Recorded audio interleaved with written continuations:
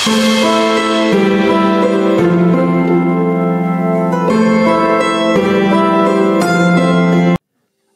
আলাইকুম রহমতুল্লাহ।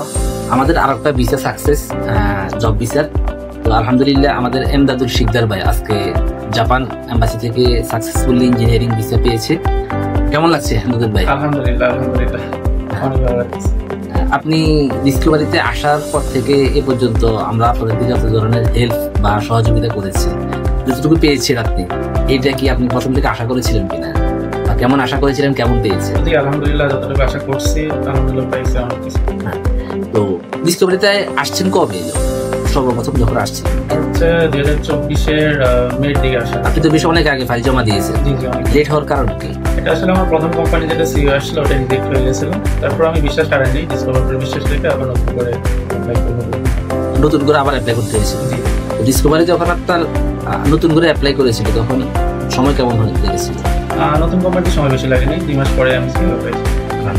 আপনি তো ভিসা পেয়েছেন, জি। আপনার ভিসার কপিটা আমাদের একটু দেখেন, আমরা সবাই দেখি।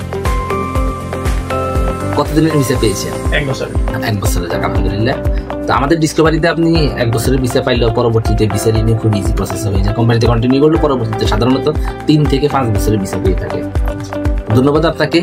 আর সর্বশেষ একটা কথা, অনেকেই আমাদের ডিসকভারি সম্পর্কে জানতে চায়, আসতে চায়, হ্যাঁ, তাদের ব্যাপারে কি পরামর্শ দিবেন? বা জব ভিসা আসতে চায়, স্টুডেন্ট ভিসা যেতে চায় জাপানে? হ্যাঁ আলহামদুলিল্লাহ বিশ্বাস করে আসতে পারে, যেহেতু আমি পাইছি। আলহামদুলিল্লাহ কেউ যদি আসতে চায় ইনশাল্লাহ সাপোর্ট করবে, ভালো সাপোর্ট করবে।